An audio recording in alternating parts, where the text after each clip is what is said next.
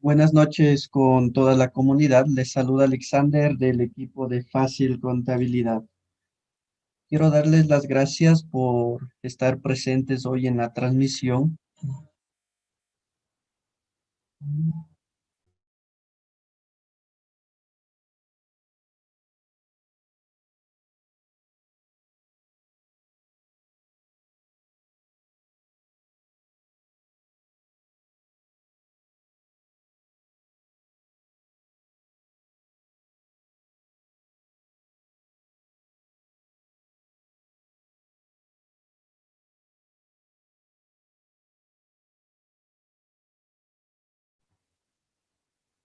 Bueno, buenas noches, mil disculpas. Tuvimos un pequeño problema. Vamos a dar inicio al evento. Permítame un momentito para revisar que ya no hay errores. Y veo que todo está bien. Bueno, buenas noches con todos. Antes de iniciar esta masterclass, quisiera que nos ayuden compartiendo, le den like a los que nos están viendo mediante Facebook, mediante YouTube, ayúdenos dando un like y compartiendo esta transmisión para que más colegas se beneficien de la clase del día de hoy. Bueno, vamos a iniciar el día de hoy. Nos estará acompañando nuestra socia regional, nos estará compartiendo su experiencia en el tema de puntos claves de la renta, personas naturales, parte 2.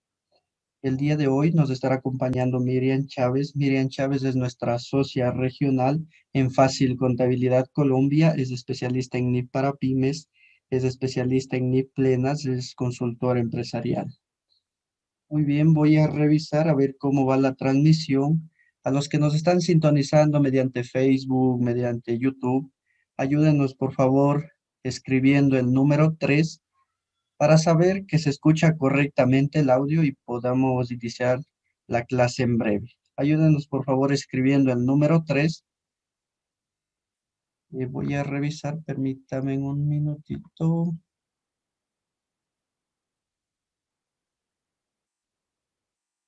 En YouTube, a ver.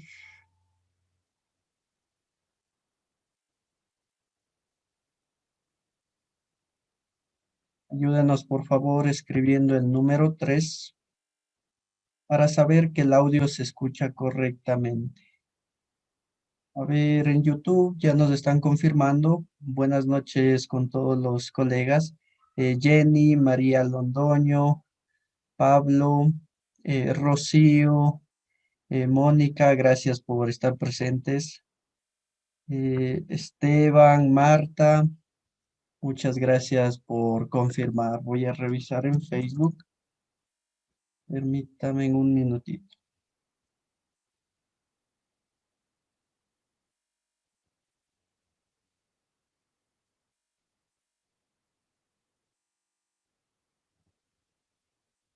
En Facebook también veo que nos han confirmado.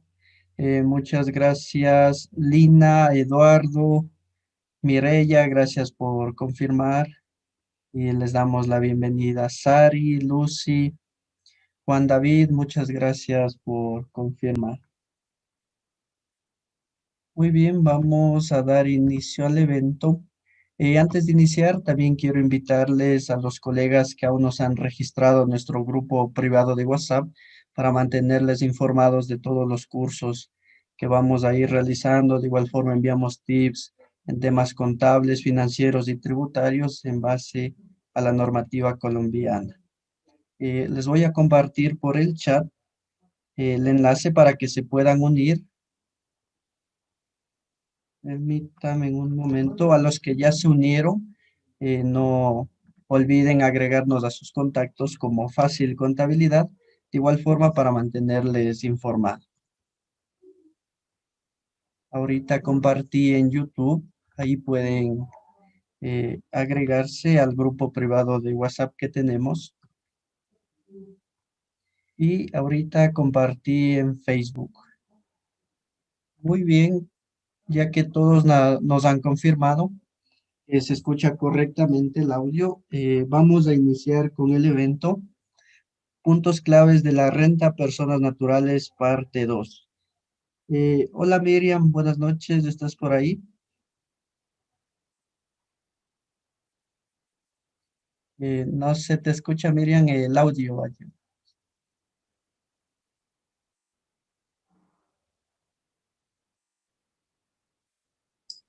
Hola, ¿ya me escuchas? Sí, ahí se escucha muy bien. Vale, vale, buenas noches, Alexander, buenas noches para todos.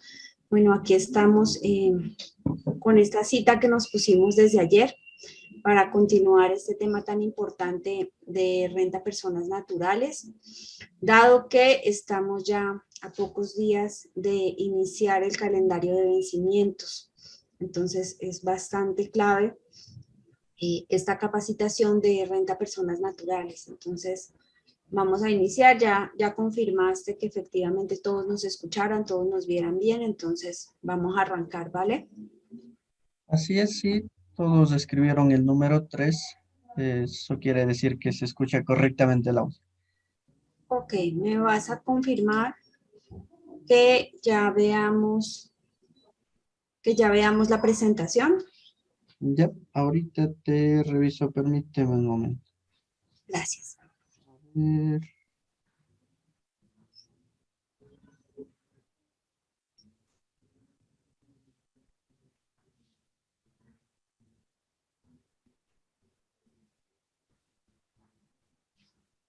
A ver, en YouTube, si le puedes poner otra diapositiva donde estén más letras para verle. A ver, Ahí ya está en modo presentación. sí, ahí sí está. A Listo. ver, déjame ver. Que no se me cargue en YouTube, sabe demorar un poquito. Damos un poquito de espacio, tranquilo. Así, sí se ve muy bien. Ya se me cargó. De igual forma, los amigos que nos están viendo en YouTube y también en Facebook, escriban la palabra OK para ver para ayudarnos confirmando que se ve correctamente las letras y la presentación. Ayúdenos por favor escribiendo OK para ya iniciar en breve con el evento.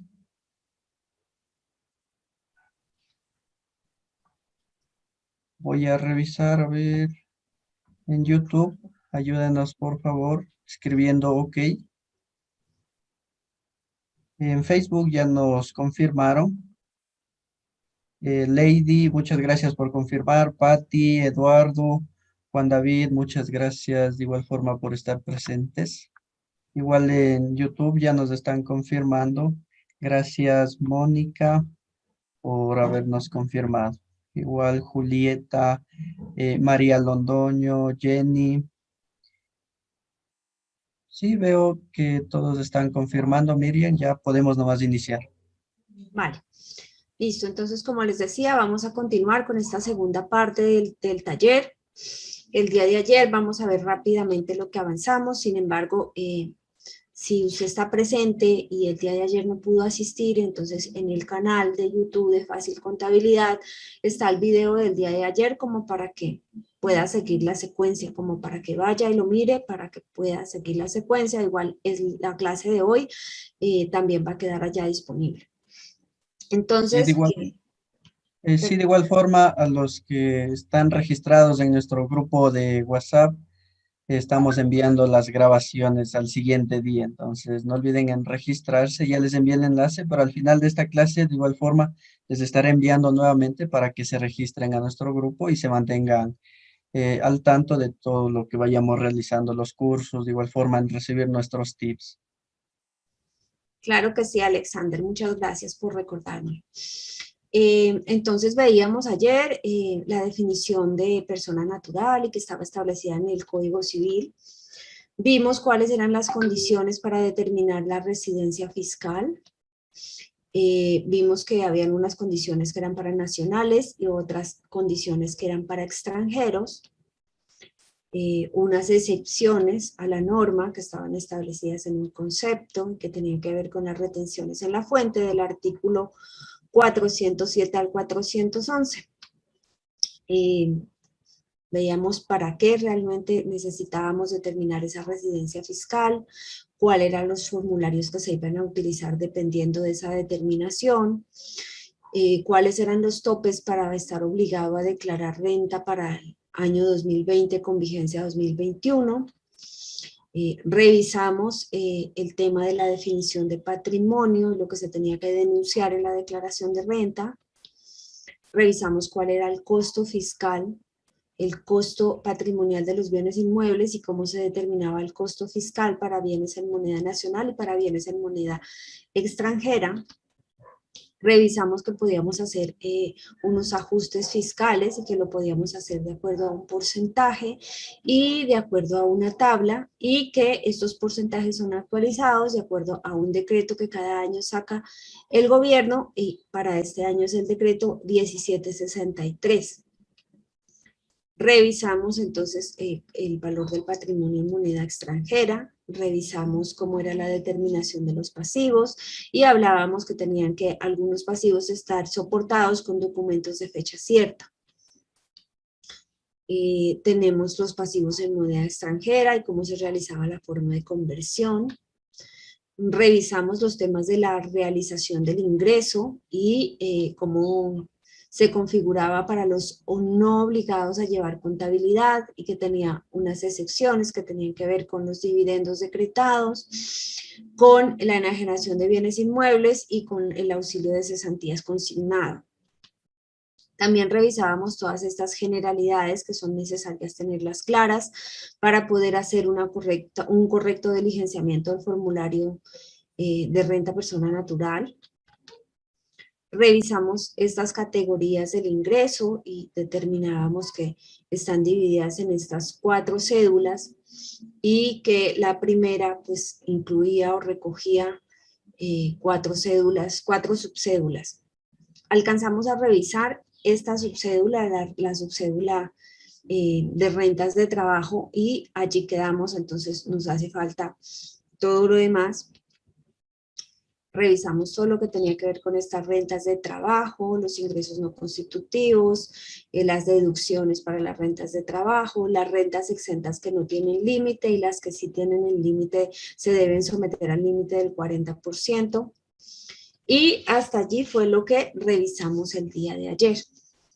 Entonces, vamos a continuar con la siguiente subcédula de la cédula general. La siguiente subcédula es la cédula de rentas por honorarios y compensación de servicios personales, sujetos a costos y gastos y no a las rentas exentas del numeral 10. Entonces, yo les decía ayer, bueno, yo puedo determinar que es una renta laboral, ¿cierto? Y la renta laboral es todos esos conceptos que yo devengo, que son nominales, que es cuando yo tengo un contrato laboral con una empresa y tengo unos conceptos de pago que me los hacen a través de una nómina.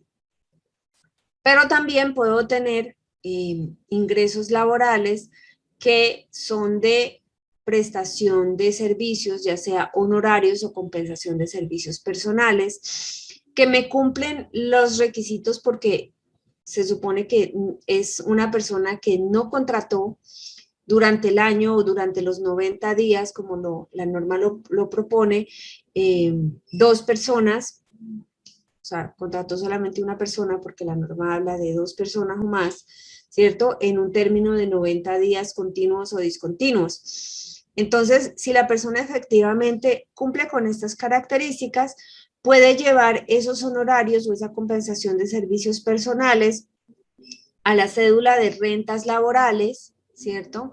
Y hacerles una depuración, acogerse a todos esos beneficios de las rentas laborales, entonces a todas las condiciones.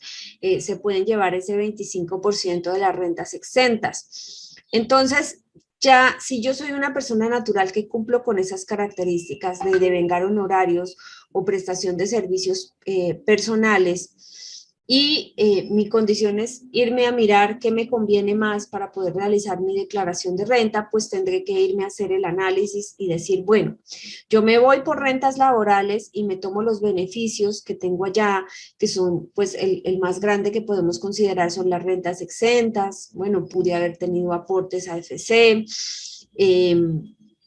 puedo tener dependientes económicos o puedo tener intereses por concepto de créditos hipotecarios, ¿cierto? Entonces, si yo me lo tomo por allá, pues obviamente le voy a dar el tratamiento de un ingreso laboral con todos sus requisitos.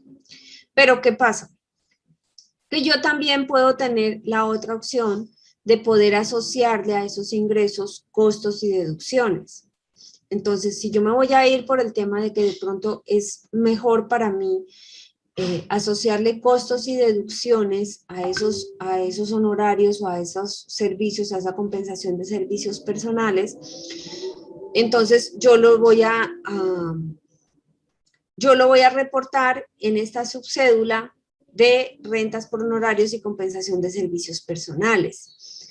Hay que tener en cuenta, muy en cuenta, que esos costos y deducciones deben cumplir con todos los requisitos. ¿Cuáles requisitos? Los que veíamos ayer. Entonces, nosotros mirábamos por allá que los artículos 107 y 108 nos están solicitando que para poder que los costos y gastos sean asociados, entonces tienen que tener una relación de causalidad con la actividad productora de renta, deben tener una proporcionalidad también y deben ser necesarios. Entonces, aparte de eso, entonces también tengo que cumplir con que tienen que estar debidamente soportados. Entonces, en este momento yo debo tener las facturas electrónicas, si son documentos, soportes de operaciones con unos responsables, esos documentos soportes, tengo que tenerlos en una numeración consecutiva que debía haber solicitado a partir del 15 de agosto del año 2020. Entonces, hasta el 15 de agosto, pues yo no los puedo tener, salvo en el documento equivalente que siempre habíamos manejado, o la cuenta de cobro, obviamente que el tercero hubiese tenido RUT, que esos pagos los tuve que haber realizado a través del sistema bancario, aplicando ley de bancarización. Pero después del 15 de agosto, entonces todas esas operaciones que yo tengo con no responsables deben estar soportadas en un documento soporte de operaciones con no responsables y deben llevar ese consecutivo de esa resolución que se debió haber solicitado en la DIAN. Entonces, si yo voy a soportar costos y deducciones, pues tengo que cumplir con todos los requisitos. Y a veces eso es lo difícil en las personas naturales que no tienen esos soportes, entonces que muy probablemente sea mejor que se vayan por el tema de la depuración de las rentas laborales y se tomen allá el beneficio de las rentas exentas. Entonces, pero si yo definitivamente fui juicioso y tengo todos mis soportes, yo podría hacer la asociación de esos costos y gastos y esos costos y gastos no tienen límite, que es una ventaja que tiene frente a lo que es la cédula de rentas laborales. Entonces vamos a mirar qué nos dice la norma referente a estas rentas por honorarios y compensación de servicios personales. Entonces revisamos que en el artículo 206, parágrafo 5, nos dice que la excepción prevista en el numeral 10 con referencia a las rentas exentas por salarios también procede con los honorarios recibidos por personas naturales que presten servicios y que contraten o vinculen en un término inferior a 90 días continuos o discontinuos 2 o más trabajadores o contratistas asociados a la actividad. Entonces, bueno, nos está diciendo eso, nos está definiendo cuáles son, entonces nos está diciendo que la compensación por servicios personales se considera compensación a las personas, o sea, de servicios personales, toda actividad, labor o trabajo prestado directamente por una persona natural que genere una contraprestación en dinero o especie independiente de su denominación o forma. Entonces, allí viene una definición importante que es el tema de la prestación personal del servicio. ¿Por qué? Porque entonces no es que yo tengo una empresa y yo mandé a mi trabajadora que le prestara a usted el servicio. No, tiene que ser una prestación personal. Tengo que ir yo a prestarle el servicio. Entonces, pues mucho cuidado a la hora de hacer esta clasificación porque pues obviamente no tenerlo claro nos va a conducir a hacer un diligenciamiento erróneo del formulario. Tenemos también otros conceptos que son los conceptos de honorarios, compensación por servicios personales, las comisiones, los retiros voluntarios de fondos de pensiones sin cumplimiento de requisitos, los vamos a tener que reportar en esta cédula, el retiro de aportes a cuentas AFC sin cumplimiento de requisitos, las rentas de origen extranjero del trabajador independiente, el subsidio de programa de apoyo al empleo formal PAEF. Bueno, entonces esto es lo que voy a poder hacer el reporte en esta subcédula de la cédula general. Bueno, nos está dando dos opciones, como les decía, como arranqué al inicio comentándoles, yo tengo las dos opciones para lo que son los honorarios y la compensación de servicios personales. Es que yo les puedo dar tratamiento como una renta de trabajo, tomando el 25% de las rentas exentas, o lo puedo reportar en la columna 43 de honorarios y compensaciones personales y imputarle costos y gastos. Ahora, ¿es lo uno o es lo otro? Yo no puedo ir y porque entonces lo diligencié en la columna de rentas y honorarios y allí sí la casilla de costos y gastos está habilitada, entonces me voy a tomar los dos beneficios. No puedo tomarme los dos beneficios, me tomo el uno o me tomo el otro. Y también entonces para la segunda opción, prima lo que les estoy comentando de que esos costos y gastos que yo voy a asociar, pues tienen que estar debidamente soportados. Bueno, en estas rentas por honorarios y compensación de servicios personales, pues acá les traje el formulario donde está, como les decía, los vamos a diligenciar en el renglón 43 de determinar que pues efectivamente los vamos a tener allí. Acá tenemos las definiciones de qué es un honorario, entonces nos dice que los honorarios son los pagos recibidos por una persona que realice actividades desarrolladas por expertos como asesorías y ejecución de programas científicos, profesionales, técnicos y de asistencia técnica, culturales, deportivos, siempre y cuando sobre ellos prime el factor intelectual, la creatividad o el ingenio sobre el trabajo manual o material. Entonces, eso es lo que podemos clasificar como honorario. Por otro lado, la compensación de servicios personales son los recibidos por una persona que ha realizado directamente una actividad, labor o trabajo independiente de la denominación de la denominación que se reciba, perdón. Entonces, es muy importante, como les decía, no es que yo contraté a una persona y la persona me mandó a otra persona o ella tiene un negocio abierto y entonces allá ya recibe el trabajo y lo hace otras personas que ya tiene contratada. Tiene que ser una prestación personal, lo tengo que hacer yo para que pueda clasificar dentro de esta subcédula, ¿cierto? Entonces, pues el artículo 336 también dice que pues en estos mismos términos se van a poder asociar los costos y gastos asociados a las rentas de trabajo provenientes de honorarios o compensación por servicios personales en el desarrollo de una actividad independiente. Entonces yo tomo la decisión y digo, bueno, si yo los voy a llevar como una renta de trabajo, entonces no los voy a diligenciar en esta subcédula, lo voy a diligenciar en la subcédula de rentas de trabajo. Si definitivamente entonces no me voy a tomar ese 25% de rentas exentas, sino que lo que yo quiero es asociar costos y deducciones, entonces lo voy a hacer por acá, lo voy a hacer en esta subcédula y los voy a diligenciar todos estos ingresos en el renglón 43. Bueno, ¿qué más podemos aportarles aquí? Bueno, básicamente esto es todo lo que ya les expliqué. Hay unas deducciones asociadas, entonces en estas deducciones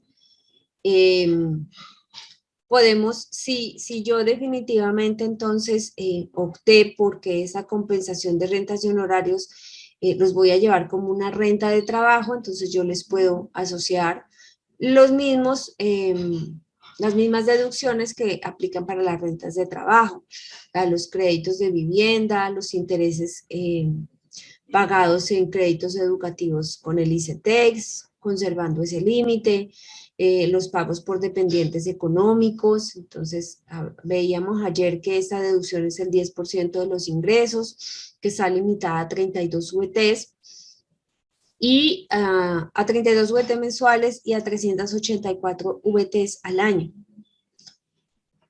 Los planes adicionales de salud por medicina prepagada, el gravamen a los movimientos financieros en un 50% y los aportes realizados a los fondos voluntarios de cesantías. Esto es básicamente lo que le vamos a poder asociar en esta subcédula de rentas por honorarios y compensación de servicios personales. Hablemos de los costos. Entonces, esos costos que yo puedo asociar, como les comentaba, la norma me lo permite, me permite hacerlo. Entonces, sin embargo, pues obviamente tienen que cumplir con las características de la actividad productora de renta, es decir, que tienen que estar asociados a esa actividad productora de renta, tienen que tener relación de causalidad. Es decir, que se demuestre que son necesarios, aparte de eso también deben ser proporcionales con la generación de los ingresos. Deben estar debidamente soportados según los artículos 107 y 108 del Estatuto Tributario y se debe tener en cuenta la bancarización establecida en el artículo 771-5 del Estatuto Tributario.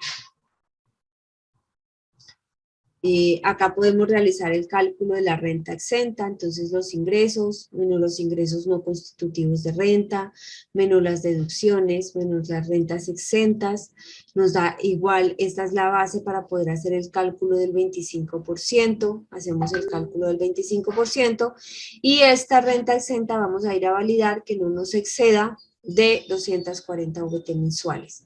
Esta es, pues, de alguna manera la determinación de las rentas exentas del 25%, que se pueden tomar las rentas de trabajo y que se la pueden tomar las compensaciones por honorarios y servicios personales que se acojan a la calidad de rentas de trabajo. Existen unas limitaciones para esas deducciones, entonces entre esas limitaciones vamos a encontrar que los intereses de vivienda tienen una limitación de 1.200 VTs, que la medicina prepagada no puede superar 16 VT mensuales, que los intereses del ICETEX no pueden superar un valor equivalente a 100 VT en el año, que los dependientes económicos son el 10% del ingreso bruto y hasta un máximo de 32 VTs mensuales. Y yo les decía ayer, pues yo puedo tener un hijo, 2 hijos, 5 hijos, pero la norma siempre me va a permitir deducirme solamente un 10%. No es un 10% por cada hijo que yo tenga, es un 10% total. Y obviamente tendríamos que ir a revisar la calidad, pues por ejemplo, en el tema de los hijos son dependientes hasta los 18 años y pueden seguir siéndolo hasta los 25 si están realizando sus estudios en una entidad de educación superior. Pero hay otras condiciones, por ejemplo, cuando son los padres, cuando son los hermanos con discapacidad. Entonces hay que ir y revisar y eso debe quedar con una certificación que la debe emitir un contador público. Entonces, yo les decía, bueno, no solamente es elaborar la declaración de renta, sino también la certificación. Hasta aquí es lo que tenemos con el tema de la cédula, la subcédula, perdón, de compensación por servicios personales y honorarios. Vamos a continuar entonces con lo que son las rentas de capital. Entonces tenemos que las rentas de capital corresponden a la sección de la subcédula número 3 de la cédula general, que están establecidas en el artículo 335 del Estatuto Tributario y el artículo 1.2.1.20.2 del Decreto Único Reglamentario 1435 de 2020, y este sugiere una depuración un tanto diferente con respecto a las dos subcédulas anteriores. Entonces, tenemos que los ingresos que pueden pertenecer a las rentas de capital son los ingresos operacionales que se pueden dar por intereses y rendimientos financieros, los arrendamientos, los ingresos por regalías y explotación de la propiedad intelectual, los ajustes por diferencia en cambio en venta de activos o liquidación de pasivos en moneda extranjera, y tenemos que tener en cuenta que estos ajustes solamente se entienden realizados cuando hay una efectiva liquidación o venta del bien. Los ingresos por rentas de capital recibidos del exterior, los ingresos por retiros de aportes voluntarios a pensiones obligatorias y voluntarias y cuentas AFC sin cumplimiento de requisitos. Esta característica de estos aportes pues lo encontramos por todas las cédulas y las subcédulas. Hay que tener en cuenta el origen de los recursos. ¿Por qué? Porque pues obviamente si yo solamente soy una persona natural, estoy haciendo mi declaración de renta y yo solamente tengo rentas de capital y me dio por hacer alguno de estos aportes, pues la voy a tener que asociar a rentas de capital.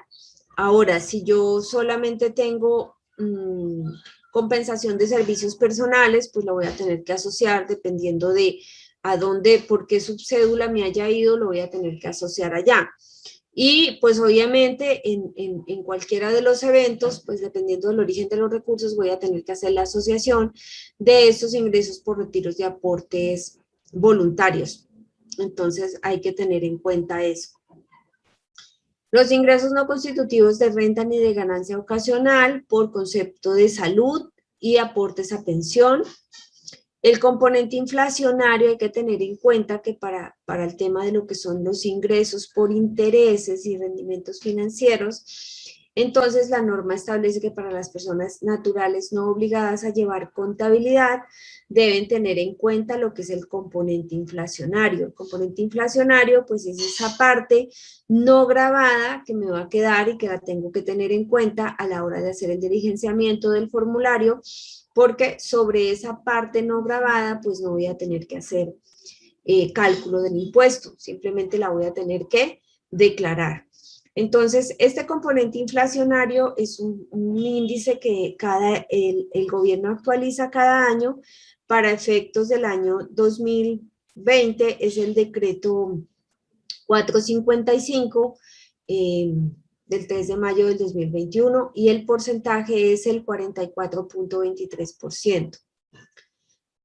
La utilidad en venta de acciones, que es un ingreso de renta no constitutivo ni de ganancia ocasional, también lo voy a tener que incluir en esta cédula de rentas de capital.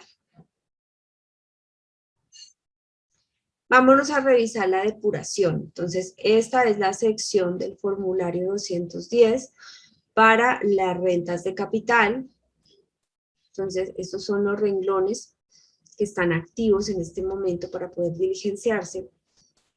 Y pues inicialmente vamos a tener todo lo que son los ingresos, vamos a asociarle todo lo que son ingresos no constitutivos de renta ni de ganancia ocasional, como lo vemos acá. Entonces denunciamos los ingresos en el renglón 58, los asociamos, esos ingresos no constitutivos los vamos a asociar en el renglón 59, y en el 60 vamos a llevar todo lo que son los costos y deducciones de los que habla el artículo 341 del Estatuto Tributario y que deben estar debidamente soportados.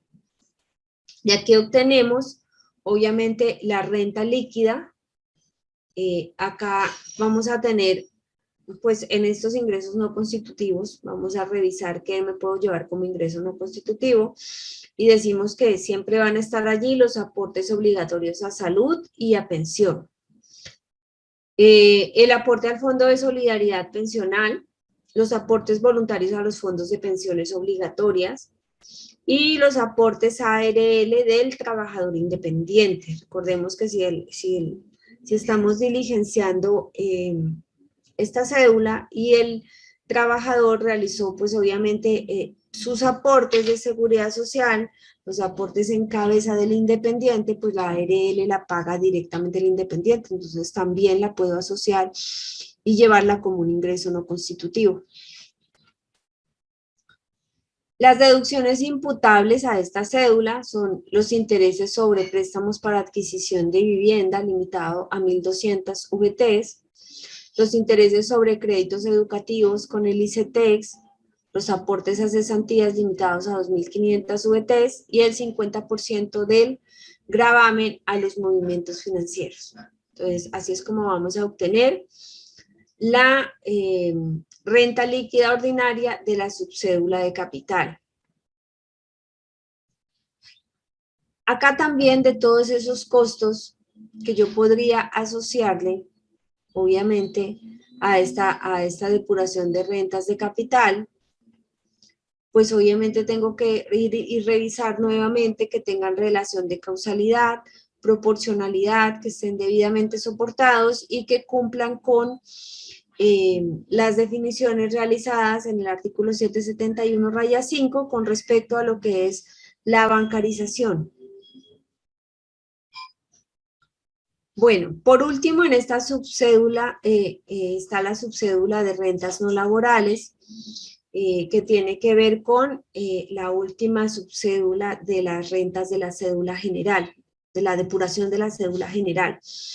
Entonces, en estas rentas no laborales, pues en el ejercicio, acá yo les he traído pues algunos ejemplos, pero en el ejercicio es pues todo lo que no se puede asociar a las demás cédulas va a caer en la cédula de rentas no laborales, ¿cierto? Entonces tenemos los ingresos recibidos por el desarrollo de un negocio propio, los honorarios y compensación de servicios personales diferentes a los de renta de trabajo, es decir, aquellos recibidos por la contratación de 2 o más personas. ¿Se acuerdan que la condición para que estuviera ya en rentas de trabajo o en compensación de servicios personales era que no hubiesen contratado en un periodo continuo o discontinuo de 90 días más de 2 trabajadores? Entonces, los que cumplen con esas condiciones, pues los podemos depurar allá en esas 2 subcédulas que ya vimos. Y los que definitivamente sí contrataron más de 2 personas, los vamos a tener que llevar a la de rentas no laborales.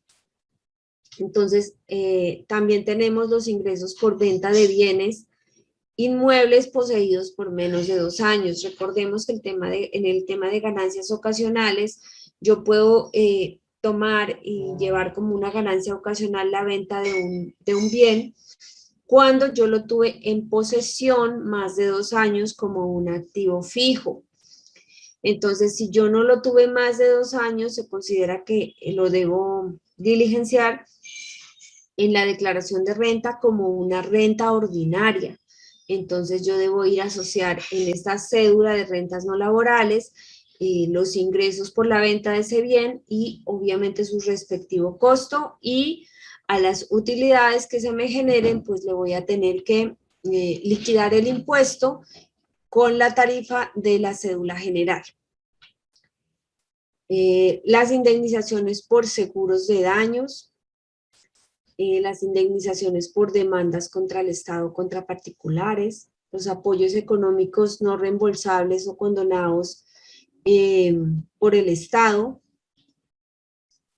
los ingresos por gananciales, liquidación de sociedad conyugal, las donaciones recibidas por partidos, movimientos y campañas políticas, los subsidios para la producción agropecuaria, las utilidades generadas en la liquidación de contratos de participación, las rentas hoteleras, los ingresos por rentas no laborales recibidos del exterior, los ingresos por retiros, aportes voluntarios, a pensiones obligatorias voluntarias y a cuentas AFC sin cumplimiento de requisitos, porque recordemos que cuando estas consignaciones a estas entidades cumplen los requisitos, se convertirán en una renta exenta.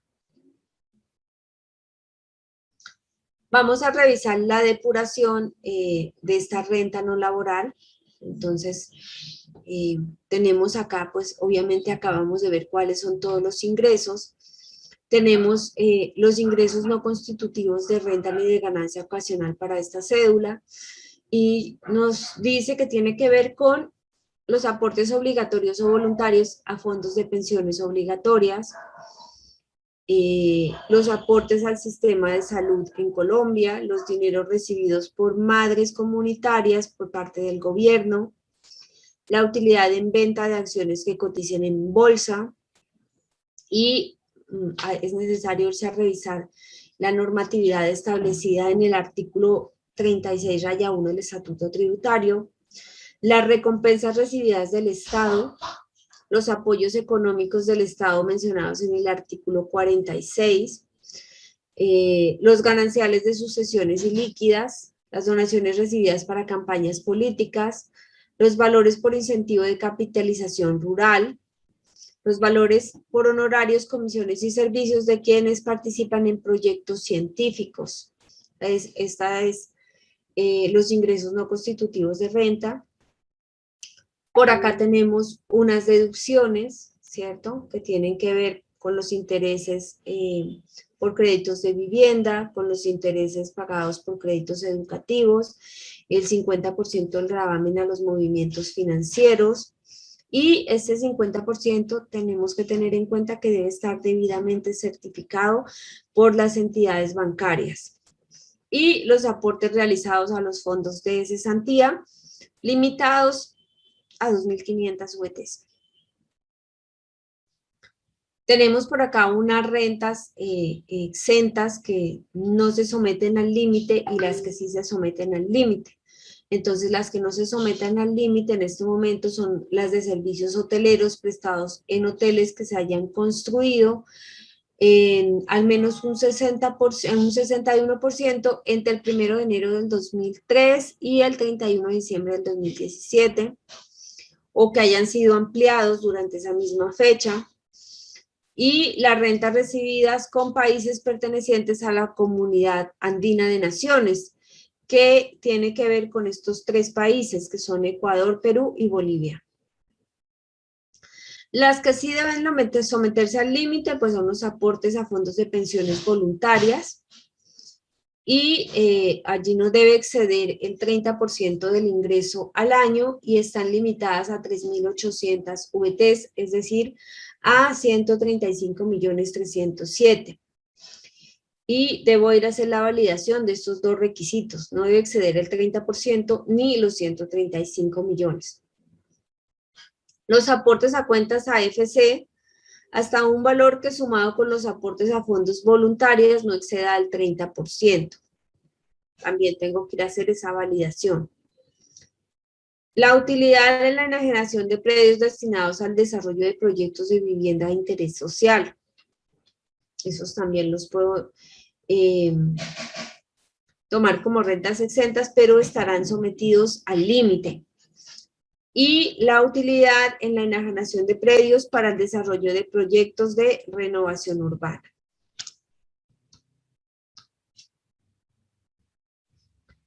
Bueno, entonces acá tenemos un resumen. A las rentas no laborales, a esos ingresos le podemos asociar los costos y deducciones. Validamos que según el artículo 107 tengan relación de causalidad, necesidad y proporcionalidad. Para los no obligados a llevar contabilidad, debe rechazarse como no deducible una parte de sus costos y gastos por intereses, a los que también le tienen que hacer aplicación del componente inflacionario del que les hablé, en el decreto 455, ¿cierto? Los gastos por intereses, al límite de la norma de subcapitalización, también deben hacer esta validación de lo que es la subcapitalización y obviamente deben aplicar el componente para los costos y gastos. Tenemos que también, pues obviamente podemos llevar como rentas exentas los valores obtenidos en países pertenecientes a la comunidad andina, como les dije ahora un momento. Estas rentas exentas pues están sometidas al límite del que habla el artículo 441 y establece que no puedes exceder del 10% de la renta líquida.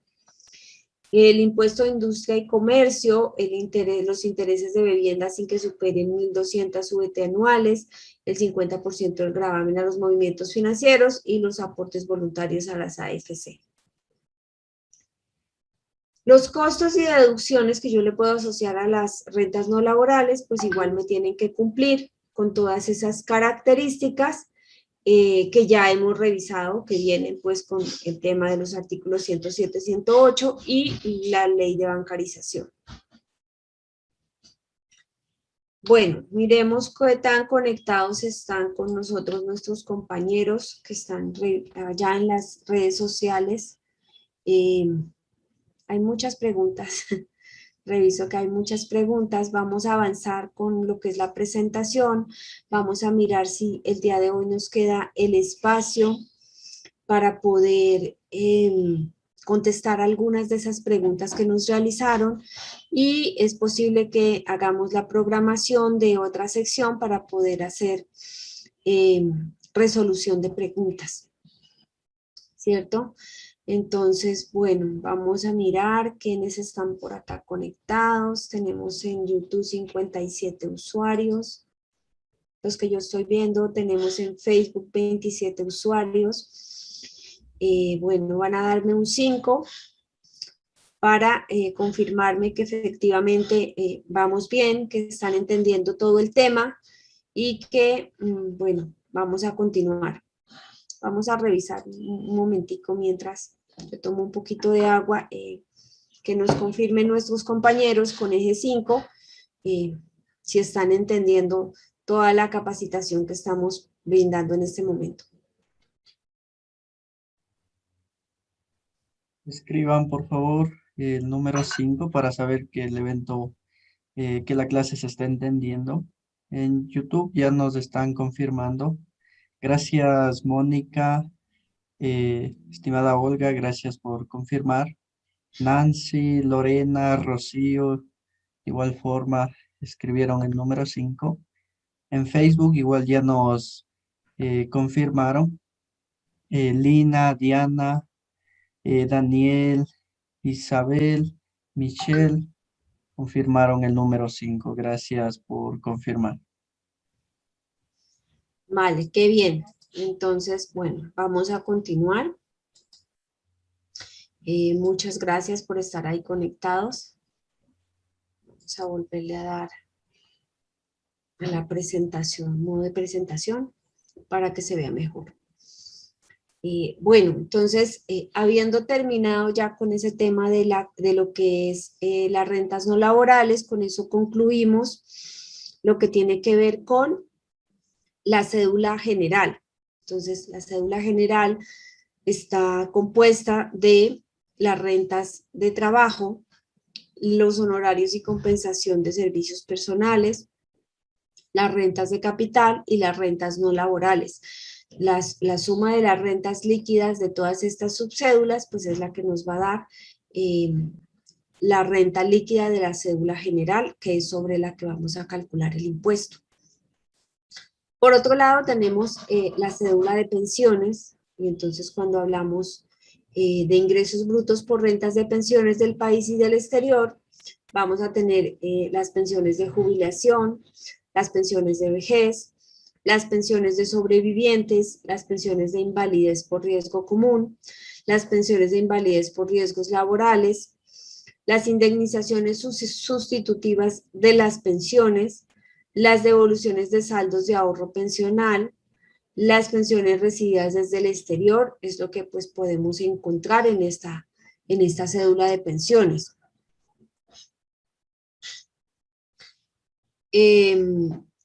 Tenemos para la cédula de pensiones que, excepto que ocurra el evento de que el declarante no sea residente fiscal en Colombia, por cuanto este tipo esta persona no declararía renta. Sin embargo, Las rentas que son de origen extranjero, pues obviamente no tienen las mismas condiciones que tienen las rentas que son las rentas de pensiones que son de residentes nacionales.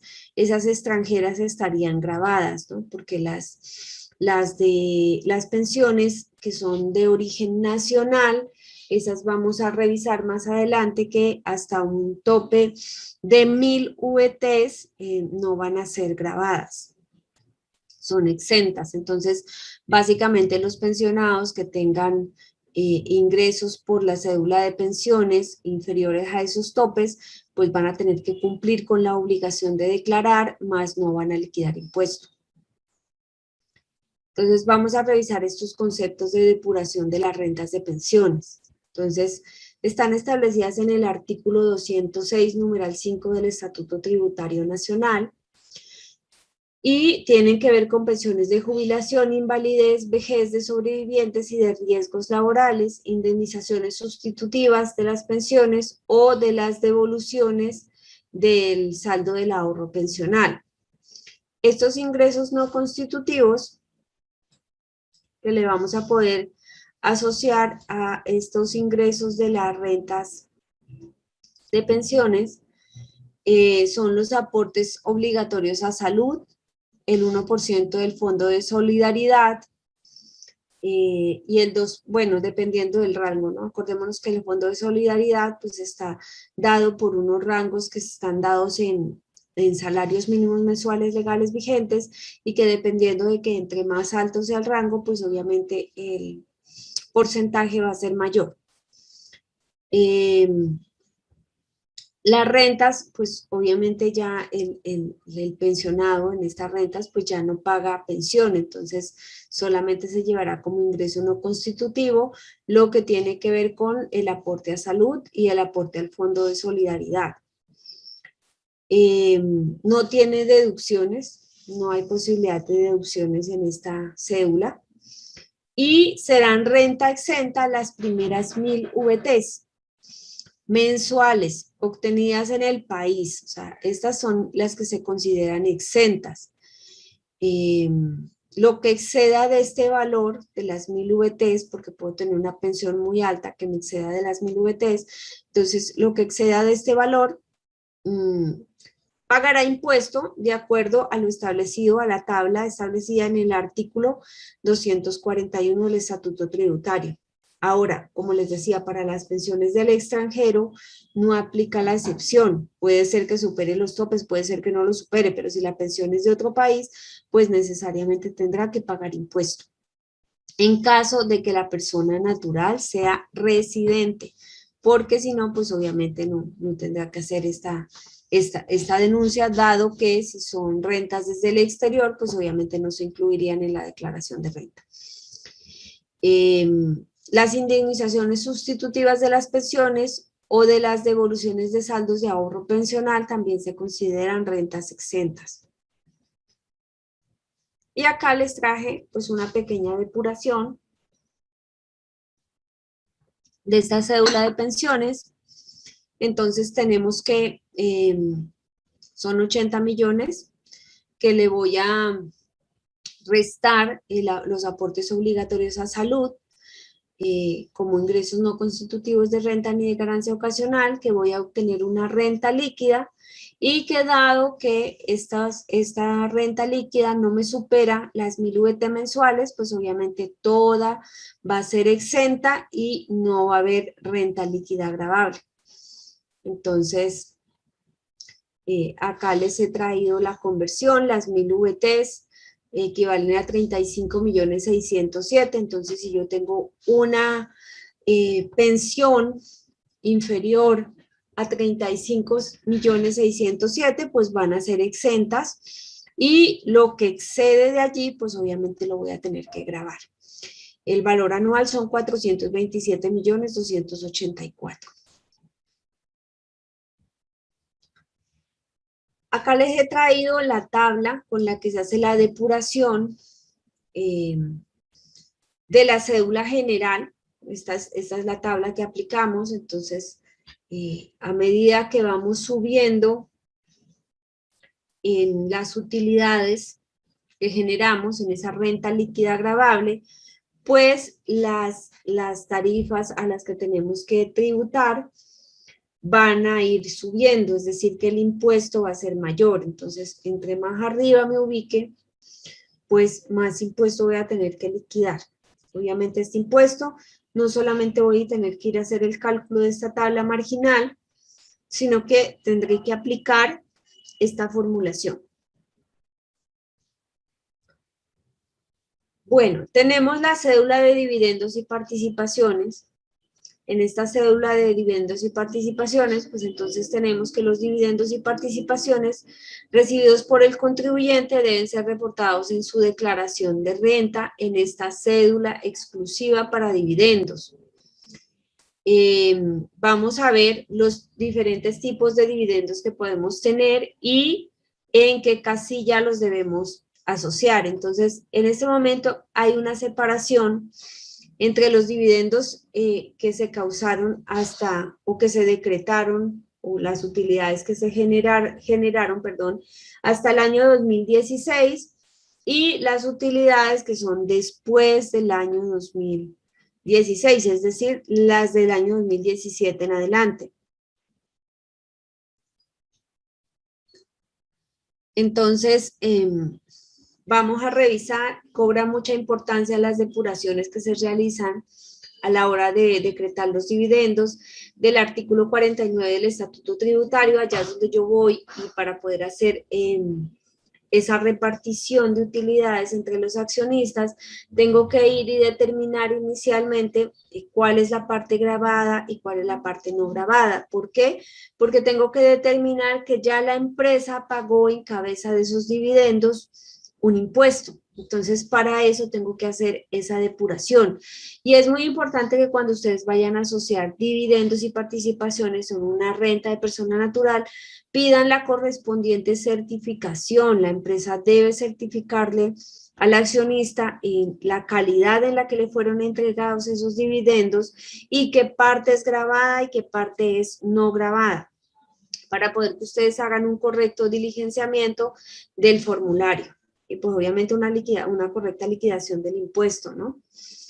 Entonces, de acuerdo con lo establecido en el artículo 49 del Estatuto Tributario, los dividendos no gravados corresponden a utilidades generadas y no distribuidas en los periodos 2016 y anteriores, y el tratamiento que se le dará a esto será ingresos no constitutivos de renta ni de ganancia ocasional.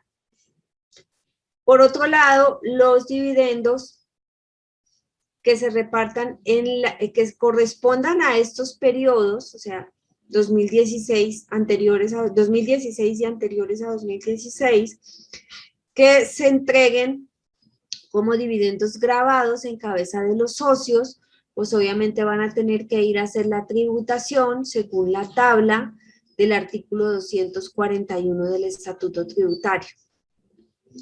Entonces, también tenemos que tener en cuenta, como les decía ayer cuando revisábamos la conformación del ingreso, la configuración del ingreso para la persona natural no obligada a llevar contabilidad, hablábamos de que se convierte en ingreso cuando ha sido efectivamente pagado y que hay una excepción con referencia a los dividendos, que estos se van a hacer reconocer como ingresos en el momento en que han sido decretados por la entidad en la que el contribuyente tiene sus acciones. Entonces, en el momento que se decretan, se convierten en exigibles, y cuando son exigibles ya deben reconocerse como ingreso para el contribuyente, así no se los hayan pagado.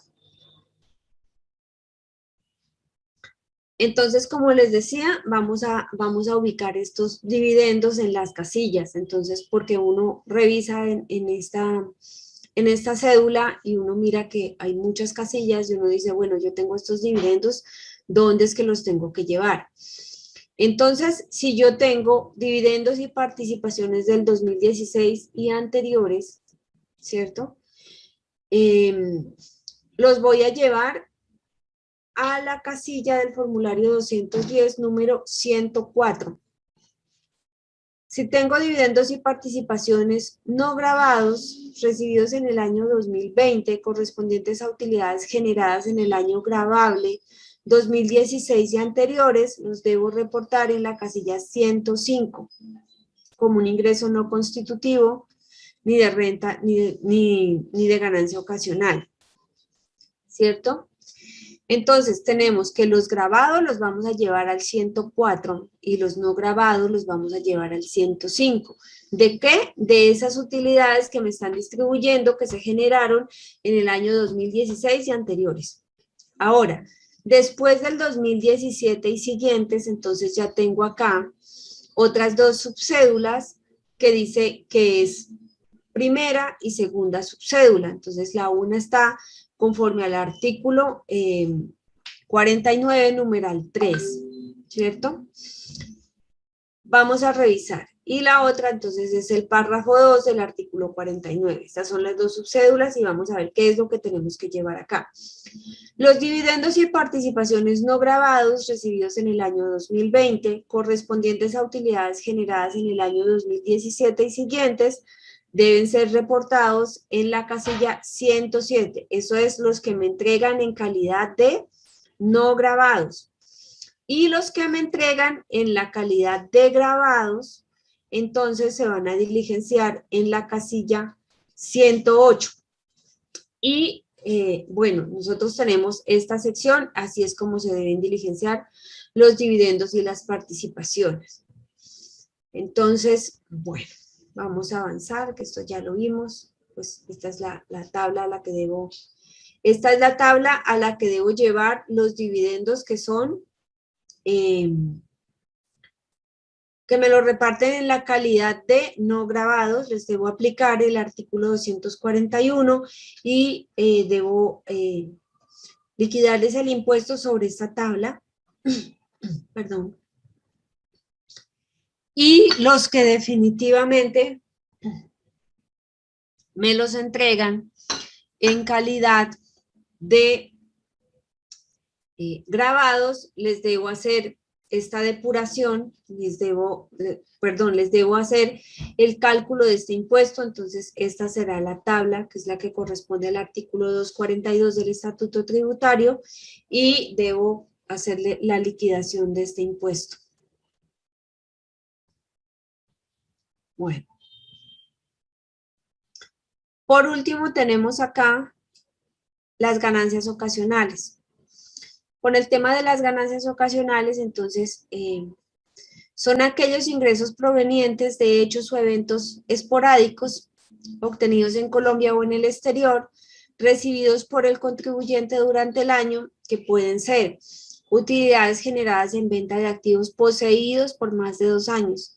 Les había dicho en la cédula de rentas no laborales que los que se poseen por menos de 2 años se deben reportar allá en la cédula de rentas no laborales. Las herencias, los legados, loterías, rifas, juegos de suerte y azar. Donaciones, porción conyugal, indemnizaciones por seguros de vida, las recompensas, los premios en títulos. Esto es lo que se puede considerar algunos ejemplos de lo que podemos encontrar como una ganancia ocasional.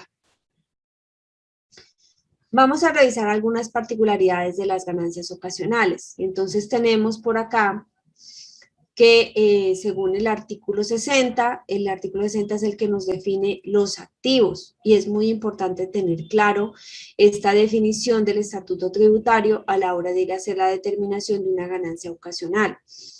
Entonces nos dice que los activos son activos fijos, los bienes muebles o inmuebles que no se venden en el giro ordinario de las operaciones del contribuyente.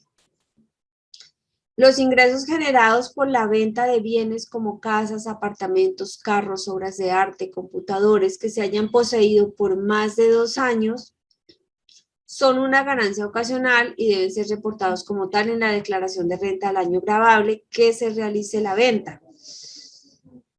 Para que el ingreso generado por la venta de un bien sea considerado como una ganancia ocasional, el bien debe ser considerado como activo fijo. O sea, no puede ser, y en algunas ocasiones pasa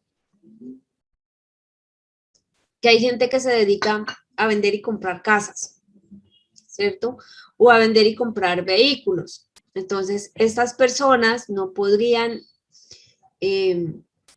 reportar sus ingresos como una ganancia ocasional, dado que eso es una actividad. Allí ya lo que tienen que ir a mirar es que lo tendrían que hacer por la cédula de rentas no laborales o de rentas de capital, dependiendo pues de cuál sea la clasificación de sus ingresos, pero no podríamos decir que es una ganancia ocasional, dado que es que, o sea, para que sea ganancia ocasional, yo debo tener en posesión el activo fijo por más de 2 años.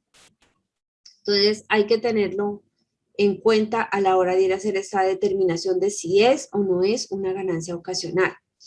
Tenemos que tener muy en cuenta el decreto 1763 del 23 de marzo del 2020, porque con este decreto es con el cual vamos a realizar los reajustes fiscales. Estos reajustes fiscales, recordemos como lo mirábamos ayer cuando revisamos la sección de patrimonio, que son opcionales, pero que me ayudan a incrementar el valor del activo. Cuando yo voy a hacer el incremento del valor de un activo, pues obviamente esto lo depuro de la renta por comparación patrimonial, pero también lo hago con una intención y es que posiblemente yo salga a vender ese activo y cuando lo salga a vender, pues obviamente todos esos reajustes fiscales que yo les haya realizado van a ser parte del costo fiscal del activo. También allá en ese decreto 1763 está establecida una tabla que depende del año que yo haya realizado la compra del activo, también le puedo realizar un reajuste. Y para el tema de determinar el costo, también podría ser en algún momento determinado el uso del artículo 73 del Estatuto Tributario. Entonces, tengamos en cuenta también que yo puedo darle un tratamiento de renta exenta a las primeras 7.500 VTs, de la casa de habitación del contribuyente. Entonces, yo lo puedo llevar como una renta exenta. Sin embargo, hay unas limitaciones. Entonces, el avalúo catastral de esa casa no puede superar 15.000 VTs, que son 534.105.000 para el año 2020. Y la totalidad de todo lo que yo recibo debe ser depositado en una cuenta AFC y se debe destinar para volver a comprar otra vivienda. Entonces, el 100% de esos recursos deben ser destinados para comprar otra vivienda, so pena de que las rentas que no se utilicen o si no se utiliza nada, pues entonces me va a quedar como me va a quedar grabado, o sea, le voy a tener que calcular impuestos y no lo voy a poder manejar como una parte exenta. Bueno, hasta aquí lo que teníamos preparado para el día de hoy. Esta ha sido la segunda parte. Espero que pues obviamente haya sido fructífera para todos ustedes. Vamos a revisar algunas de las preguntas que tenemos por acá para poder ir dando cierre al evento.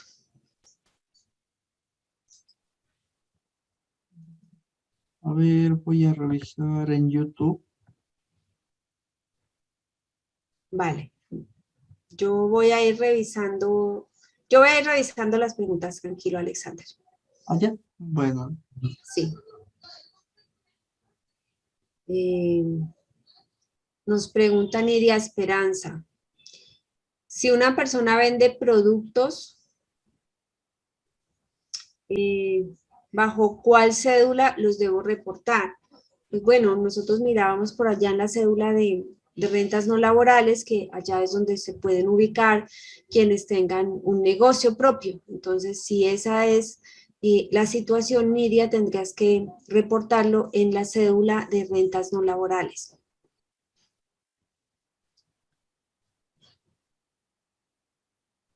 Vamos a ver qué otra podemos responder por acá.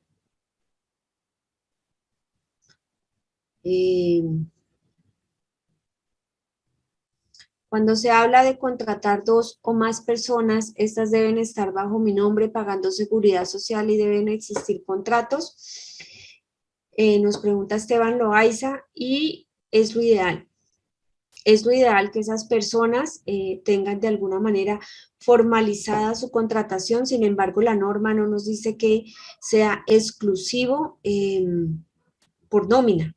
También puede ser una contratación por servicios, pero pues en ese caso vamos a irnos siempre a revisar la legalidad que tenemos que tener referente a esas contrataciones. Entonces, si esas personas devengan más de un salario mínimo, tenemos que tener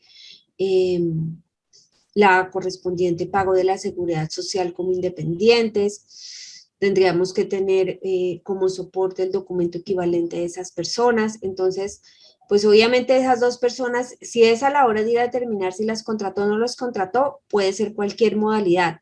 Ya de ahí en adelante es la formalidad que se debe validar para llevársela como un costo o una deducción. Bueno, ¿qué más? Esteban me estaba contestando ahí, Esteban Escobar me dice que si debe existir un contrato. Bueno, era lo que yo le estaba preguntando, perdón, respondiendo. Si les deben pagar la seguridad social, pues bueno, si está a su cargo y dependiendo de la modalidad de contratación, claro que sí, y todos serán costos deducibles en ese caso. Me pregunta Gerardo Zambrano si las remesas recibidas de otros países son gravables. Bueno, en el caso de que se haya superado los topes, sí son gravables, y ahí lo primero que tienes que ir a realizar, Gerardo, es la determinación de si el contribuyente es un residente o no es un residente fiscal. Es lo primero que vamos a hacer, lo que veíamos según lo establecido en el artículo 10 del Estatuto Tributario. Lo primero que vas a tener que ir a hacer es revisar si es residente fiscal o no es residente fiscal para poder determinar qué tratamiento le vas a dar a esos ingresos.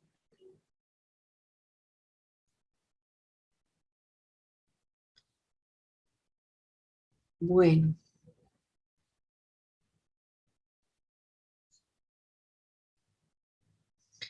Dice que cómo se declaran los ingresos que reciben los pastores y qué actividad deben llevar en el RUT. Bueno, en ese caso, pues cuando me dicen los ingresos que vengan los pastores, pues hay una cosa, no sé si se refiere a las donaciones que hacen los feligreses o si él está realizando pues una prestación de un servicio. Ahí ya dependería y es como ir a analizar cada caso.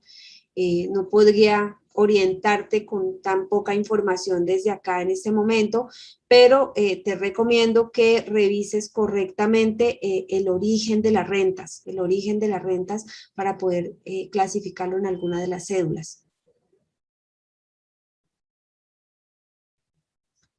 Bueno, ¿qué más tenemos por acá?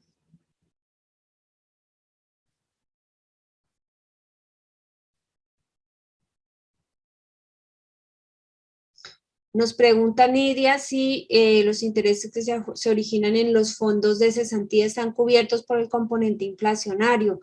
No, Nidia, el componente inflacionario solamente aplica para los intereses recibidos a través de las entidades financieras. Me está diciendo que no vieron la depuración de la renta laboral. Bueno, la puedes repetir en el video que quedará colgado en la página.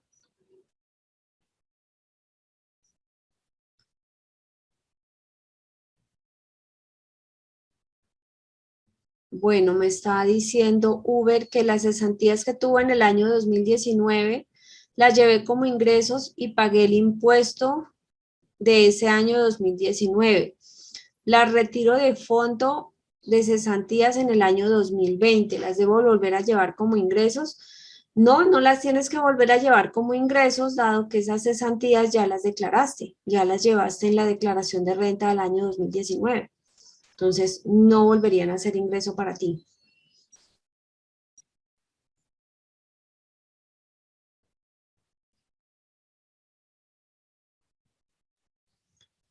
Sandra Milena nos pregunta, para el señor que recibe ingresos de esa óptica y que además no tiene ningún tipo de contrato laboral, ni él mismo paga seguridad social, ese ingreso que además se lo consignaron en su cuenta. Bueno, no sé, realmente de pronto viene de algo que ella ya había escrito, no entiendo bien la pregunta.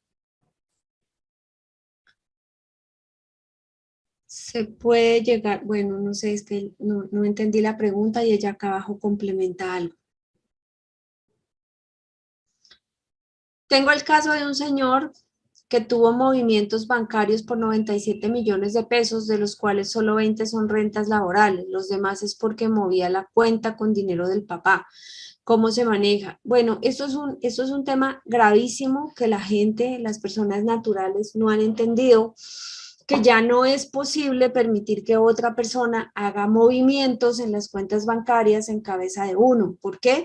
Porque se presentan este tipo de problemas. O sea, ahí hay una presunción de ingresos y en esa presunción de ingresos, pues necesariamente usted le tendría que declarar o tendría que tener una explicación válida en caso pues de que obviamente cayera en uno de los procesos de fiscalización de la DIAN.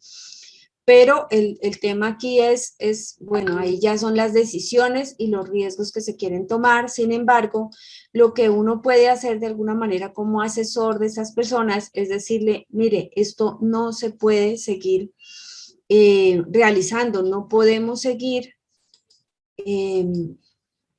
prestando nuestras cuentas para hacer transacciones, dado que en este momento solamente el hecho de que una persona se pase de los topes en consignaciones bancarias se vuelve declarante. Y he ahí el problema para poder realizar la determinación de qué hacer con todos esos movimientos. Sin embargo, hay una cosa, mire.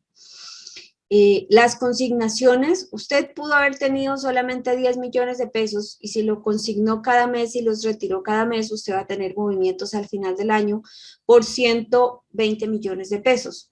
¿Usted tiene 120 millones de pesos? No, usted solamente tenía 10 que los consignó, los retiró, los consignó, los retiró. Es decir que usted no tendría que justificarle a la DIAN el 100% de los movimientos. Eso, o sea, no quiere decir que porque el banco le reportó 97 millones de pesos en movimientos, pues estos usted los tenga que llevar todos como ingresos.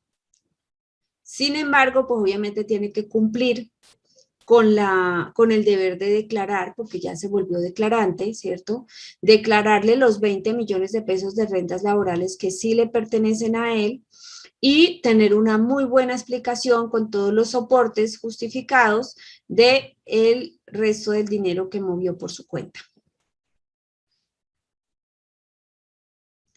Me pregunta Uber, si tengo cesantías retroactivas y retiro en el 2019 y me retiro en el 2019 y me las pagaron en el 2020, yo ya llevé a ingresos 2 o 3 años de las cesantías, 2019, 2018, ¿me las puedo restar? Sí, lo que ya hayas declarado efectivamente lo puedes restar. Tienes que, se convierten en ingreso las cesantías de 2016 hacia atrás, ¿no? Pero si estás retirando cesantías en este momento de 2019, 2018, esas cesantías pues se supone que ya las llevas a tus respectivas declaraciones de renta de esos años y que no volverán a ser ingreso en el momento en que las retires.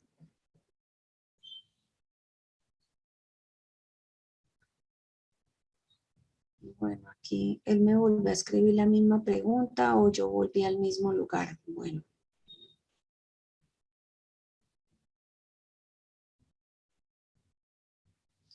Voy a revisar un poquito de las preguntas que hayan en Facebook. Acá tenemos preguntas.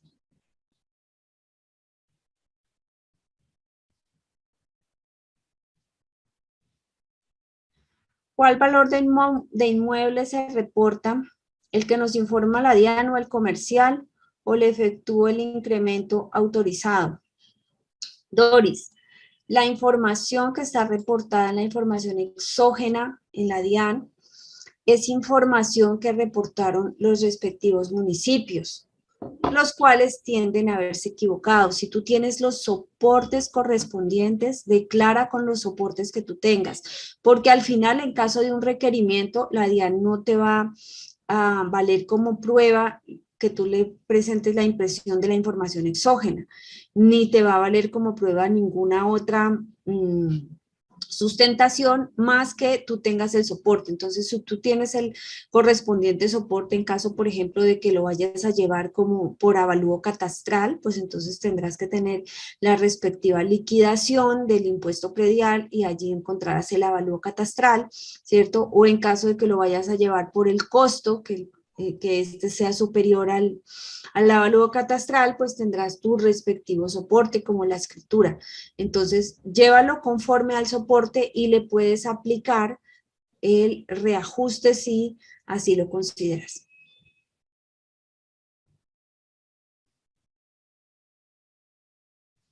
Una persona no es residente fiscal, tuvo movimiento bancario que superó el tope, está obligado a declarar. Bueno, tienes que ir a validar porque es que las condiciones de la residencia fiscal pues tienen otras implicaciones. Puede ser que esta persona por permanencia no sea residente fiscal, pero pues si hizo movimientos bancarios acá en Colombia, es posible que tenga la familia, es posible que tenga activos, entonces mi recomendación es que vayas y valides esas otras situaciones que te propone la norma a fin de que puedas determinar el tratamiento que le debes dar a esa persona. Bueno, entonces hasta aquí pues las preguntitas que hemos revisado, que hemos mirado. Les agradecemos mucho estar aquí conectados, habernos acompañado en esta segunda parte.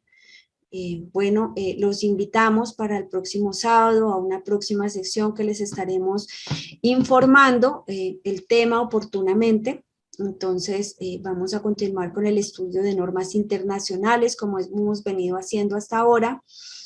Cordialmente invitados, por favor, inscríbanse al grupo de WhatsApp para que obviamente les puedan llegar las notificaciones y puedan obtener toda esta información.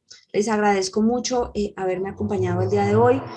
Alexander, a ti también muchas gracias. Podemos ir ya cerrando el evento. Sí, Miriam, el evento estuvo genial y de igual forma agradecer a todos los que nos vieron mediante Facebook y YouTube. Y les voy a compartir el link de WhatsApp a los que aún no se han registrado para que puedan recibir todas nuestras notificaciones. Ahorita les envié a los de YouTube, ahí pueden hacer clic en ese enlace y ya se registran a nuestro grupo de WhatsApp.